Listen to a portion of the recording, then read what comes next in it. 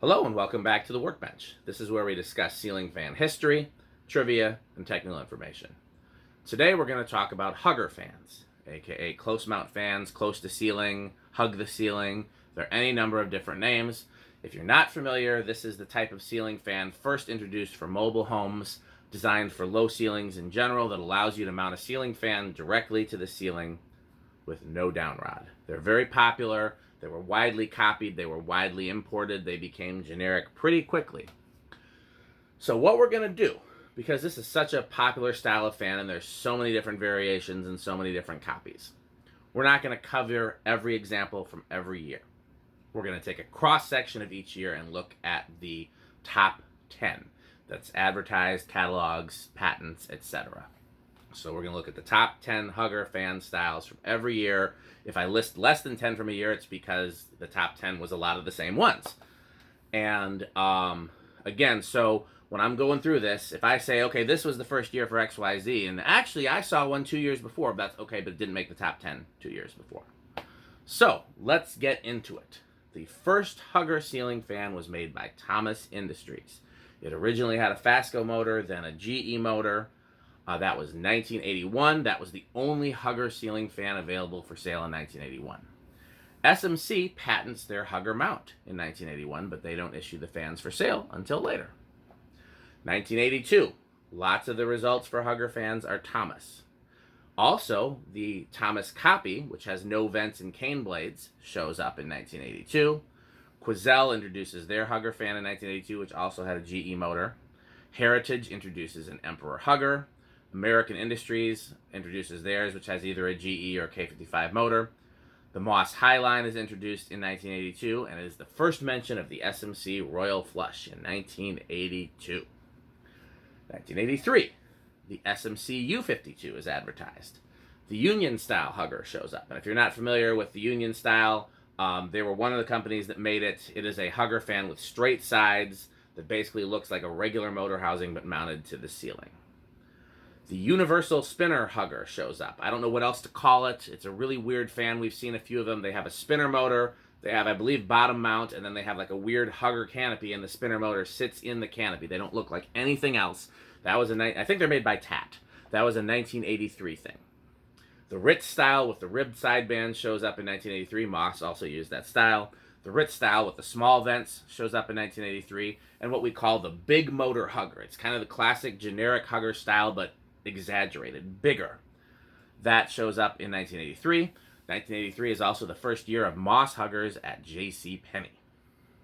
So far, the generic hugger style that all of us picture has not hit the top 10 yet. May not have even been introduced. Okay, 1984 is when the Palm Aire style close mounts, also used by Moss and SMC, become very popular. Big motor hunters are very popular in 1984. The Thomas copy is still around from Central Hardware and other places. That's 1984. Glass housing huggers other than Quoizel show up in 1984. TAT did them. CEC did them. I think even Halsey did them. But, they first start showing up in 1984. The Evergo ribbed housing hugger shows up in 1984. That's another really weird one. The motor housing is kind of shaped like this. It's shaped like almost like a trumpet shape with ribs. Nobody else did that. That's a uniquely Evergo thing. That shows up in 1984. The Codep Stratosphere is very popular and is mentioned by name. 1984 is the first year that generic huggers are becoming common. It is also the biggest year in advertising for the term close to ceiling. 1985 is when the first 5-blade huggers show up, or at least when the first 5-blade huggers crack the top 10. In 1985, most huggers are either generic or the Palm Aire style close mount. 1986, the top 10 includes Emperor huggers, footprint vent huggers. This is the first year that they cracked the top 10. Maybe the first year that they were even around. I don't know. Encon Casanova is in the top 10. Big motor huggers are still very popular, as are the Alaska-style close mounts sold at Kmart. 1987, the top huggers are the View Fan style, which have Panama vents. They're very similar to an Encon Casanova. Crystal huggers show up, cracking the top 10 in 1987. Footprint vents are still at the top of the list. Generic. Close mounts are starting with the big wide canopy, are starting to be phased out, but they still crack the top 10. That's 1987. 1989 is the next year where there's a change. 1988 is the same. 1989 is the first year of ventless huggers. And this is interesting to me because the first ventless hugger that appears to show up that I can find is the Harbor Breeze Morocco. I saw these as a kid, and I was like, well, somebody put cane blades on that contemporary hugger, Encon Contempra or whatever it was, because those weren't offered with cane blades, were they? Yes, they were. The very first version was. Now, Encon claims to have invented the ventless hugger. But one with Encon in the name, the Encon Contempra, doesn't show up until 1990, a year later. However, Encon was a supplier for Harbor Breeze. So, from that, we can assume that Encon supplied the Harbor Breeze Morocco, the Harbor Breeze ventless hugger with cane blades, in 1989, and then introduced their own by name, the Encon Contempra, in 1990. And then the last significant development in hugger fans is those 6-blade 30-inch things with the mushroom globe. To me, that's like, so we covered generic huggers, we covered, which then took over. We covered ventless huggers, which took over. Littletons are now a very big deal.